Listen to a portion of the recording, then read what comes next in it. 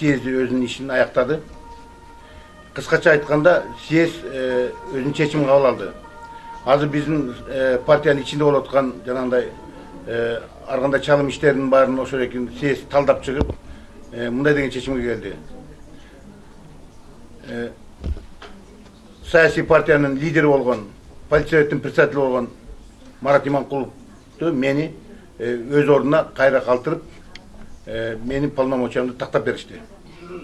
Экинчиси, азындай биздин партиянын аброюна шек келтирген, съездин полномочияларын баарын өздөрүнө ыйгарып алып, мыйзамсыз уставка жатпаган иштер жасап аткандыгы үчүн жана өз билемдикке барган мурдагы биздин партиянын саясий кеңешинин мүчөлөрү Гладилов, Ерназарова, Итибаевдарды